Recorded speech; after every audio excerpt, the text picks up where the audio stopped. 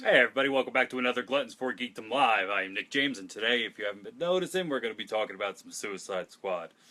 This is going to come to some sort of controversy, I'm sure. You know, if I get any comments, it's going to be half I love this movie and half I really don't like this movie. Why it's getting such a split, I'm not 100% sure. So, right off the top, if you don't like this movie, stop watching, because all I'm going to do is just fondle it, because I love it. I love every second of this movie from the time I sat down along about three-quarters of the way in, and I'll get to the surprise. It loses me a little bit, but let's start off from the top and just say the best part about this movie, regardless, is the soundtrack. One of the best soundtracks out there, if not the very best. Maybe seconded to that is only Dazed and Confused. If you don't own that one, pick that up. It's got really great tunes on it if you enjoy the classic rock kind of stuff. But this one too, starts in heavy, and then by the time you eat Wally, they got "Pleased to Meet You, Mr. Devil." It's awesome because Amanda Waller, who's played by Viola Davis in this, she'll be the first one to get just a high five of you brought that lady to the level that I needed Amanda Waller to be at in a live action. For those who don't know, Amanda Waller is really big in Argus. Argus is almost like the other guy's Shield, if you will.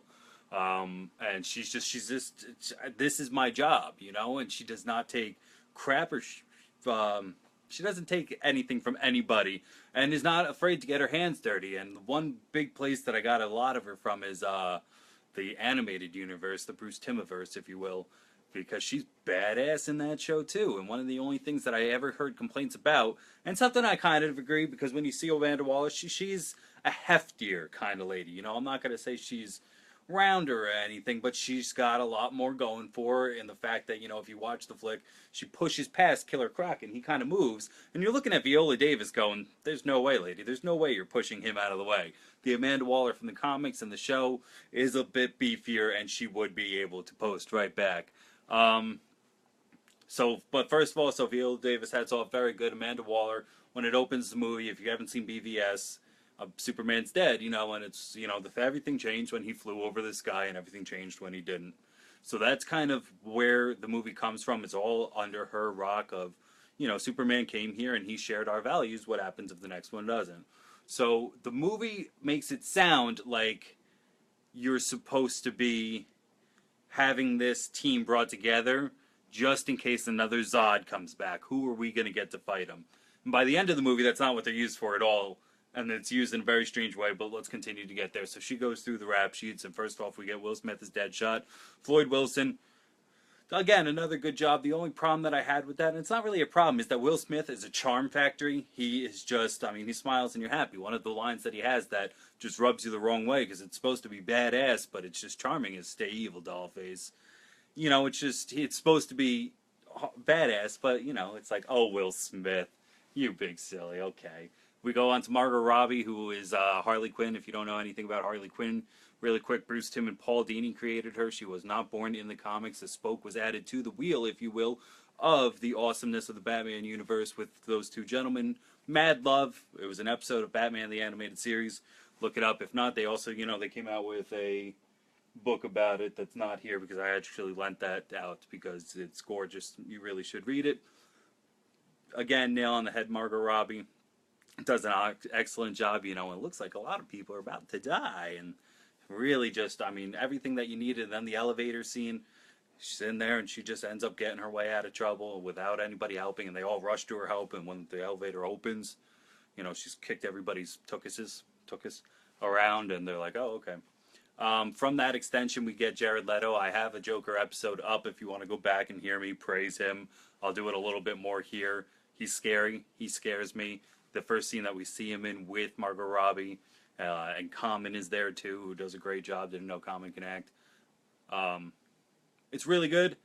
And the and he's got the thing because he's got the messed up grill. I don't mind the tattoos. I don't mind the entire route that they took. Now, the thing that I love about the Joker in this movie isn't even the Joker, really. It's Jim Parrick. He plays Frost. And this is the Joker's right-hand man. Right-hand man. And it's so good because this man, I can't explain how I want to in a way that, makes it sound good. But if you have the balls to be the Joker's right-hand man, and he takes care of plans, and he helps push the movie, and gives him information, like, that takes just a set of cojones to be the Joker's guy and to be with him. And, when he comes in and he pays off the other guy's debt, and you might want to be quiet now, and the Joker comes and slaps him. Oh, my God. That's scary. So I want to give hats off both to them. But let's keep it cruising.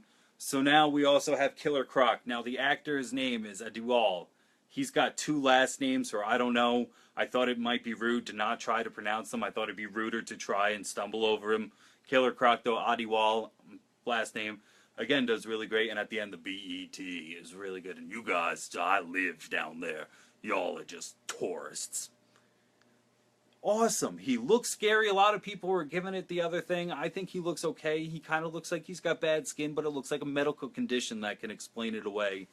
I don't mind. Again, I wouldn't have minded this. What are you going to do?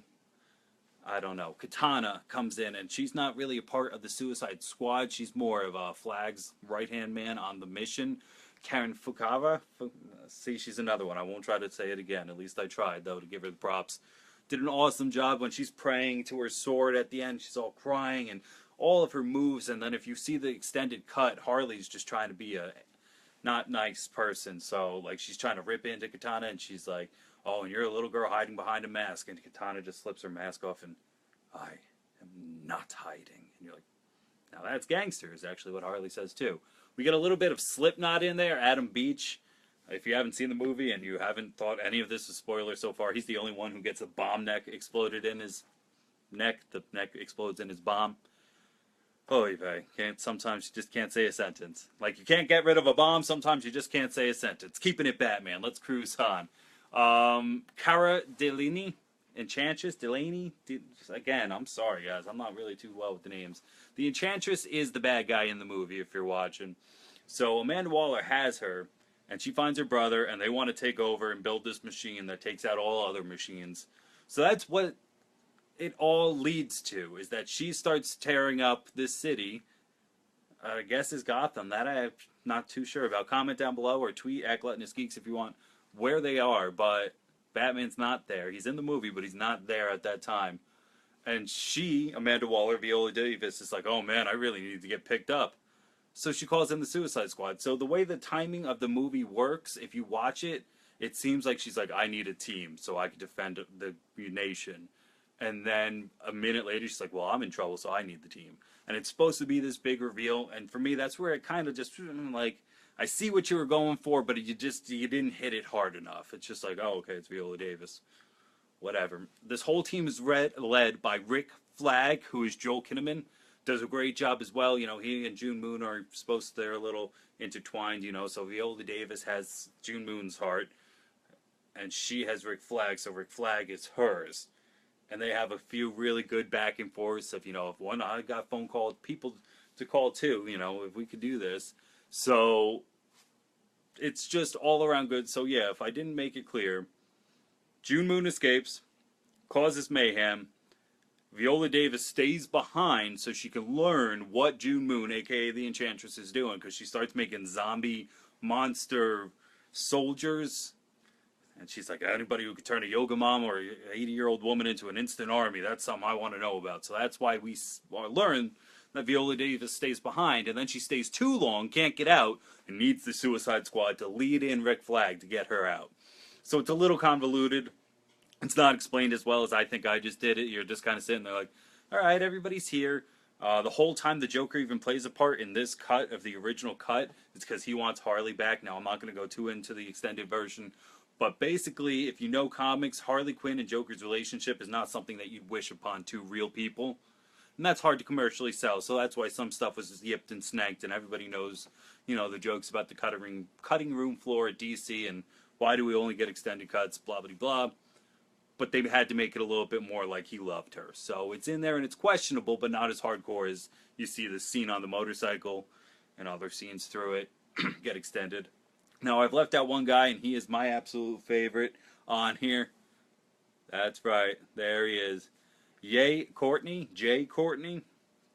Captain Boomerang came out in such a freaking fierce way in this movie, and he is delightful to watch. And not only that, maybe I like him so much is because when we first see him, he's robbing a bank, and a red streak catches him. Before anybody was really 100% sure, sitting down in the Suicide Squad, we got Flash on the screen again, and it wasn't like BVS because he was dressed up as the Flash.